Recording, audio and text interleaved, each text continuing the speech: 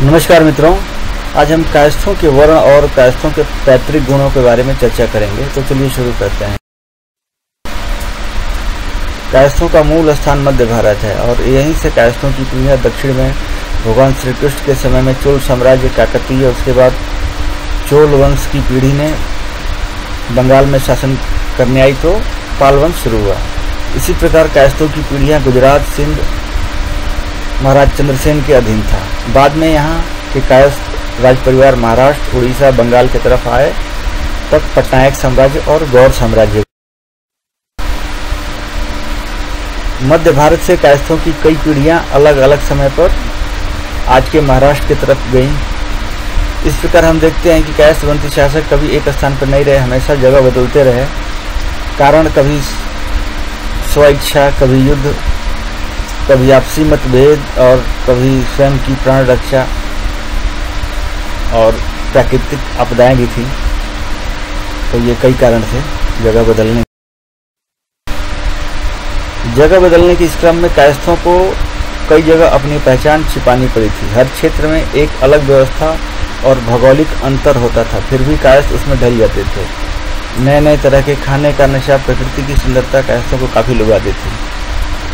ये सारे गुण, खुद को छिपा के रखना, किसी माहौल में स्वयं को व्यवस्थित कर लेना, जिसको अडॉप्टेबिलिटी बोलते हैं, नए नए तरह के खाने की आदत या शौक, स्थान परिवर्तन और प्रकृति से प्रेम, शासन या शासन नेतृत्व कायस्थों का पैतृक गुण है, अर्थात कायस्थों के डीएनए में है।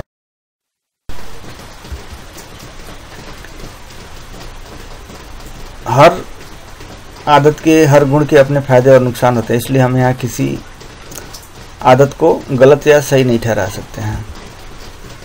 ब्राह्मणों ने पुस्तकों में कायस्थों के बारे में काफ़ी कुछ लिखा है और कई जगह उन्होंने कायस्थों को अपना प्रतिस्पर्धी या प्रतिद्वंदी भी मान लिया है, जैसे कि महाराष्ट्र में। इस कारण उन्होंने कायस्थों को उनके पुस्तकों में सब कुछ बनाया है, जैसे कहीं क्षत्रिय, कहीं ब्राह्मण, कहीं शूद्र, कहीं ईश्वर।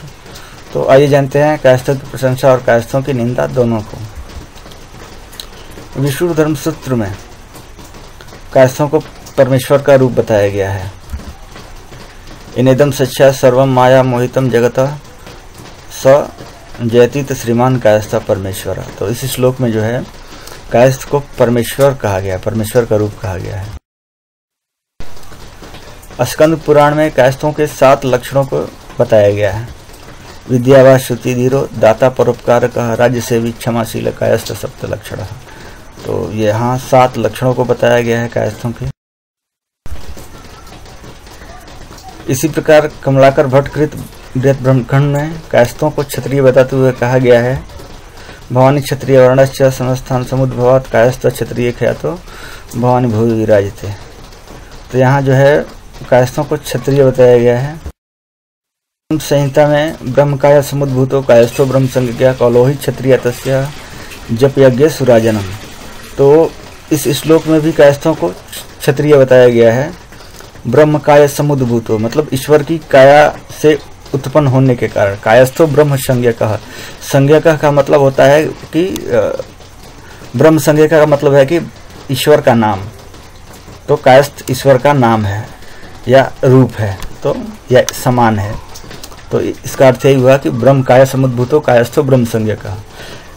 ईश्वर की काया से उत्पन्न होने के कारण कायस्थ भी ईश्वर के समान है, ईश्वर का ही रूप है। कौलोही क्षत्रिय तस्य जप यज्ञ सुराजनम, जिसको क्षत्रिय कहते हैं। तो इस श्लोक में भी कायस्थों को क्षत्रिय बताया गया है। इसी प्रकार यजुर्वेद की आपतम शाखा में कायस्थों को भगवान चित्रगुप्त से जोड़ते हुए चित्रगुप्त के राजा का उल्लेख है। उसमें चित्ररथ के वंशज चैत्ररथ का उल्लेख बताया गया है। तो इसमें कहा गया है कि प्राचीन काल में क्षत्रियों में कायस्थ इस जगत में हुए। उनके पूर्वज चित्रगुप्त स्वर्ग में निवास करते हैं तथा उनके पुत्र चित्र इस भूमंडल में स्थित हैं। उनका पुत्र चैत्ररथ अत्यंत यशस्वी और कुलदीपक है, जो ऋषिवंश के महान ऋषि गौतम का शिष्य है और वह अत्यंत महाज्ञानी परम प्रतापी चित्रकूट का राजा है। तो यहाँ आप देख रहे हैं कि यहाँ भी जो है कायस्थों को भगवान चित्रकूट से जोड़कर क्षत्रिय बताया गया है। कायस्थ निंदा भी देख लेते हैं। तो कायस्थ निंदा में काफ़ी लंबा चौड़ा है। तो इसको जो है BS आप्टे ने अपनी पुस्तक the practical Sanskrit English dictionary में लिखा है। तो नीचे का मैं केवल पढ़ रहा हूँ। लुटेरे, चोरों, इंद्रजालिक आदि धूर्तों एवं दुशासी डाकुओं आदि से पीड़ित प्रजा की रक्षा करें और विशेषतः कायस्थों से पीड़ित व्यक्तियों की रक्षा करें। इसी प्रकार जब स्वामी विवेकानंद जी को शिकागो धर्म सभा संबोधित करने जाना था तो कुछ ब्राह्मणों ने ईर्ष्यावश कहा कि कायस्थ शूद्र है, और ये चीज अखबार में छपी, विवेकानंद जी के सामने आई। तो विवेकानंद जी ने उसका जवाब देते हुए कहा था, Yes, my descended to one at whose feet every Brahmin lays flowers when he utter the word Om Yamaya Dharmarajaya Sri Chitraguptaya Namaha and whose descendants are with pure set Kshatriyas। तो इन्होंने कहा था कि मैं अपना मूल वहाँ देखता हूँ जिनके चरणों में लेट के प्रत्येक ब्राह्मण ओम यमाय धर्मराजाय चित्रगुप्ताय नमः का उच्चारण करता है और फूल चढ़ाता है। इसके बाद इन्होंने एक्सप्लेन किया था अच्छे से। तो ये जो उनका सेंटेंस है वो the collected work of Swami Vivekananda volume 3 से लिया गया है। तो उन्होंने ये कहा था, मतलब कायस्थों को क्षत्रियों में भी शुद्ध क्षत्रिय बताया था। यह है स्वामी योगानंद। तो ये भी स्वामी विवेकानंद की तरह तेजस्वी योगी थे और इन्होंने भी पश्चिम में योग का प्रचार प्रसार किया था। तो ये दो महान योगी स्वामी विवेकानंद और स्वामी योगानंद ने पश्चिम में भारतीय योग संस्कृति का प्रचार प्रसार किया, जिसके वजह से विदेशियों में इतनी इज्जत है। उसके बाद तमाम संत महात्मा गए ही। तो ये अपनी आत्मकथा में लिखते हैं कि मेरे माता पिता बंगाली क्षत्रिय थे, दोनों संत प्रवृत्ति के थे। ये जो है योगी कथामृत पेज नंबर 4 पे है। तो ये भी कायस्थवंशी हैं। तो ये स्पष्ट लिख रहे हैं कि हम क्षत्रिय हैं। महाराष्ट्र के कायस्थ को भी ब्राह्मणों ने परेशान किया था। तो उस समय जो वहाँ के शंकराचार्य थे उन्होंने लिख के दिया था और उन्होंने घोषणा की थी कायस्थ क्षत्रिय हैं। तो मामला शांत हुआ था। इसी प्रकार जो उड़ीसा के कायस्थ हैं वो खुद को खंडायत बताते हैं, खंडायत अर्थात क्षत्रिय।